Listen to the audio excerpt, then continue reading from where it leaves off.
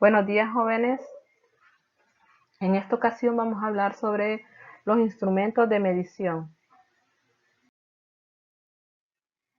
¿Qué es un instrumento de medición? Un instrumento de medición es un aparato que se usa para comparar magnitudes físicas mediante un proceso de medición. Como unidades de medida se utilizan objetos y sucesos previamente establecidos como estándares o patrones, y de la medición resulta un número que es la relación entre el objeto de estudio y la unidad de referencia. Los instrumentos de medición son el medio por el que se hace esta conversión. ¿Qué es medir? Medir es una de las operaciones básicas que se repiten en todas las actividades industriales y deben insistirse constantemente en obtener los conocimientos básicos para medir, conocer los instrumentos de medición, manejar y conservar los mismos y elegir el adecuado para el caso. Características de un instrumento. Tiene que tener precisión. ¿Qué es la precisión? Es la capacidad de un instrumento de dar el mismo resultado en mediciones diferentes realizadas en las mismas condiciones. Otra de las características que tiene que es tener exactitud. ¿Qué es exactitud? Es la capacidad de un instrumento de medir un valor cercano al valor de la magnitud real. También tiene que tener apreciación. ¿Qué es apreciación? Es la medida más pequeña que es perceptible en un instrumento de medida.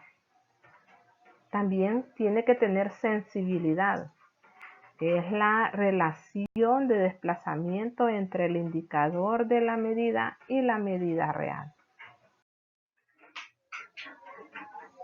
También hay tipos de instrumentos. Esto se utiliza una gran variedad de instrumentos para llevar a cabo mediciones de las diferentes magnitudes físicas que existen, desde objetos sencillos como reglas y cronómetros hasta los microscopios electrónicos y acelerados de partículas. A continuación se indican algunos instrumentos de medición existentes en función de la magnitud que miden. Para medir masa tenemos la balanza, la báscula, espectrómetro de masa y catetómetro. Para medir tiempo tenemos el calendario, cronómetro, el reloj atómico, datación radiométrica, y para medir longitud tenemos cinta métrica, regla graduada, calibre, micrómetro, interferómetro y odómetro. Para medir ángulos tenemos goniómetro, sextante y transportador. Para medir temperatura tenemos el termómetro, termopar y pirómetro. Para medir presión tenemos el barómetro, manómetro, tubo de pitote.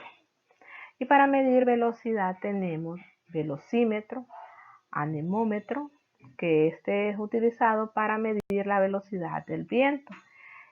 Tacómetro, que se utiliza para medir velocidad de giro de un eje. Para medir propiedades eléctricas tenemos el electrómetro, que mide la carga, amperímetro, que mide la corriente eléctrica, galvanómetro mide la corriente, ohmómetro que mide la resistencia, y tenemos el voltímetro que mide la tensión. Para medir volúmenes tenemos la pipeta, probeta, bureta, matraz o aforado. Tenemos también para medir otras magnitudes, que está el caudalmetro, que este se utiliza para medir caudal. Tenemos también el colorímetro, espectroscopio, microscopio, espectrómetro, contador Helle, radiómetro de Nichols, sismógrafo, y tenemos el H-metro, que mide el pH. También existen las recomendaciones, ¿verdad?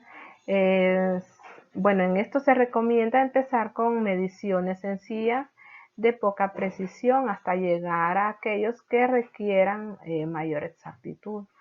Al efectuar una medición es preciso usar el instrumento adecuado que corresponda a la posición requerida. Observar de frente el instrumento de medición para evitar errores en la medición o en la lectura.